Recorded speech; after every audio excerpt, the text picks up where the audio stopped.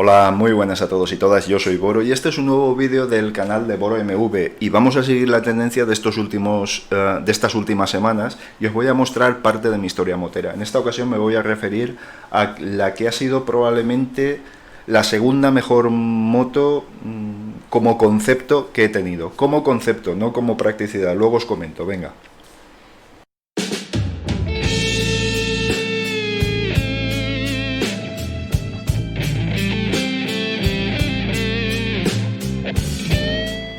Bien, como habéis podido leer en el título, estamos hablando de la Cagiva Elephant 900 IE, Iniezione Elettronica. Una de las primeras motos que equipó este sistema. De hecho era bastante raro que alguna marca se decidiera por la inyección. Solo BMW quizá con sus modelos K comenzaron a utilizarlo y vamos, que fue de las pioneras.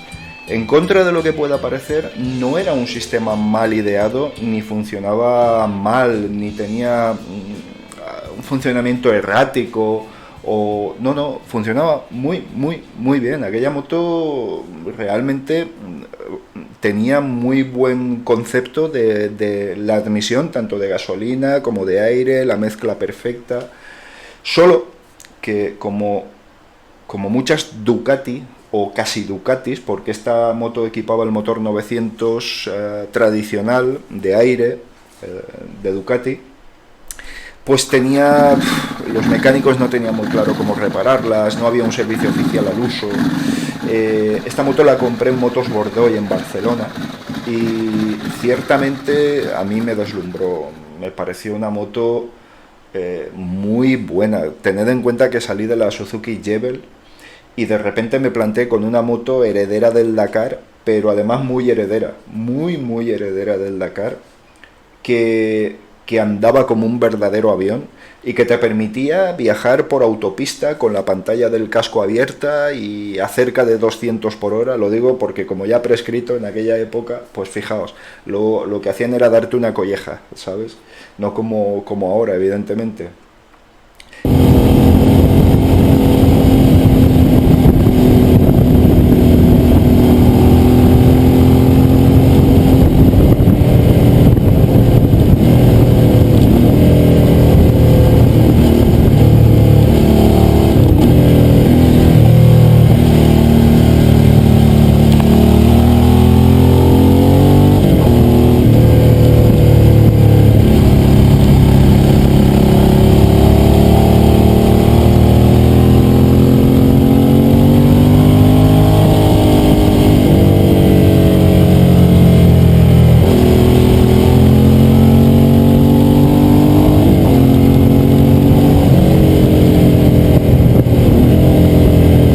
Era muy agradecida en su funcionamiento. El chasis era neutro, no te dabas cuenta de las dimensiones generales de la moto, pero era una moto muy grande, una moto con un depósito muy voluminoso, muy estrecha, eso sí, muy estrecha.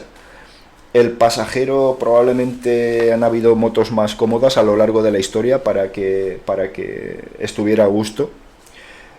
Pero eso sí, te permitía anclar unas maletas, te permitía anclar un cofre que siempre llevaba. Yo siempre he llevado un baúl trasero, un cofre, y sobre todo despreocuparte del terreno que pisaras. Yo creo que ha sido la moto con la que más me he despreocupado. Que había que hacer una pista de tierra, sin problemas. Que había que hacer unas curvas divirtiéndose, sin ningún problema. Y a eso me ayudaron mucho la mejor elección de neumáticos que encontré para ese tipo de moto, que fue los Pirelli MT60.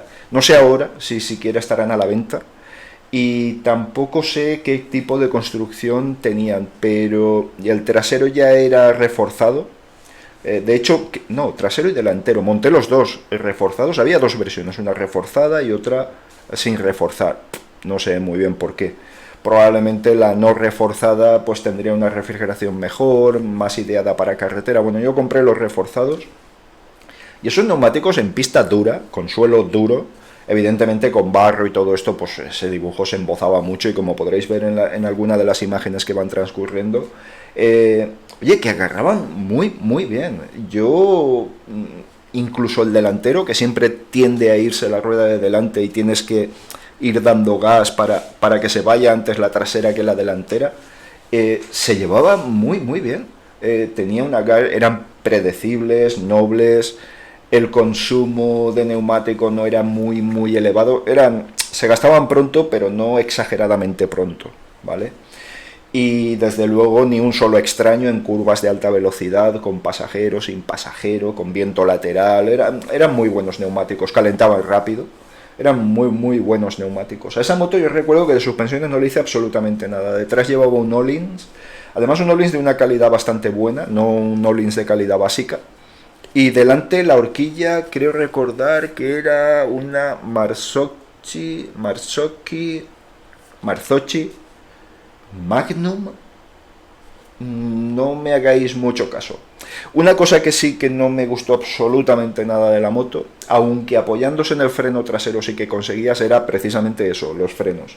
El único disco delantero era insuficiente para las prestaciones de esa moto. No entiendo muy bien en qué estaban pensando cuando decidieron que con un solo disco para un motor 900 era suficiente, y con una moto de bastante por encima de los 200 kilos.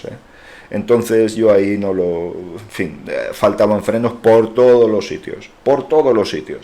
Llegué a ver algún invento italiano en el que le metían un segundo disco, pero cambiando directamente toda la horquilla. Bueno, no sé, yo no me decidí por ello. Ciertamente que es llevando la rueda trasera, tanto acelerando como frenando, llevándola de lado, a la moto iba muy bien. Me acostumbré a manejar el freno trasero y, oye, yo creo que es la moto que más me ha enseñado a llevar el freno trasero, o sea, a actuar con el freno trasero. Y se lo agradezco.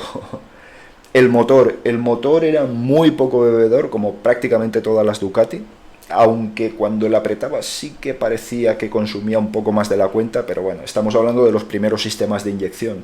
La moto no se descarburó, nunca, pero sí que tuvo un problema con el cilindro trasero, que llegó a calentarse demasiado. No tenía la optimización de flujo de aire como tenía la Ducati Passo, ni mucho menos. El cilindro trasero se sobrecalentó y hubo un segmento, cogió demasiada temperatura, rayó un poquito de las paredes del cilindro. El cilindro era tratado, era similar a Nicasil, y nada, tuve que desmontar y tuve que cambiar pistón, porque apareció picado, y ahí sí que el encendido no estaba demasiado bien calado. Nunca noté nada, pero parece que no estaba muy bien calado, y tuve que cambiar segmentos con la mala pata de romper 2 veces el segmento de compresión al montarlo. Tuve que comprar 3 juegos de segmentos, como lo oís, pero bueno, es lo que hay cuando uno es lógico, es decir, en una planta baja con las herramientas habituales que tienes en casa, y lo quise hacer yo. Y bueno, pues eso, pues metí la pata 2 veces y ya está. Para estas motos es imprescindible, más que nada por el espacio que te queda para poder trabajar, un compresor de segmentos, que es una especie de cinta que oprime el segmento, y cuando vas bajando el cilindro, ¡clac!, salta y lo deja ya enclavado dentro del cilindro. Lo digo por si alguna vez os apetece.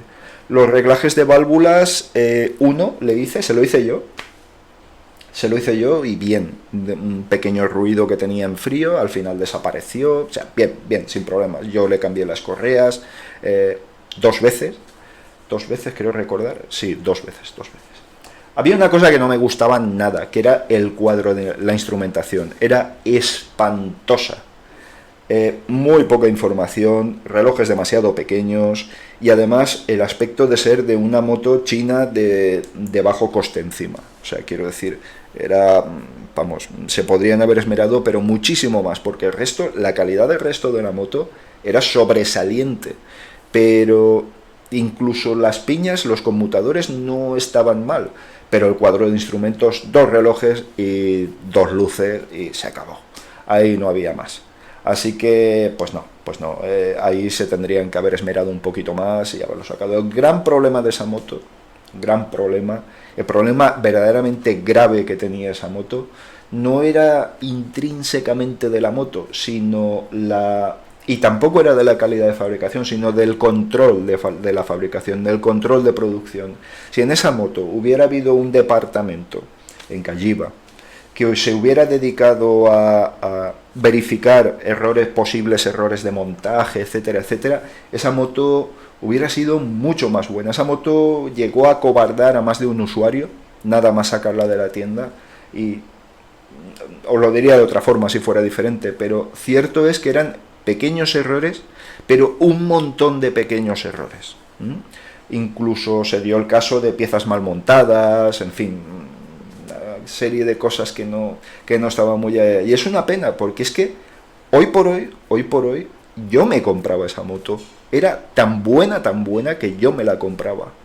Os tengo que decir, cuando os digo que era heredera de Dakar, esa moto estaba homologada para llevar delante llanta de 21 pulgadas, además de la de 19 que equipaba de serie. Con eso no hace falta que os diga más.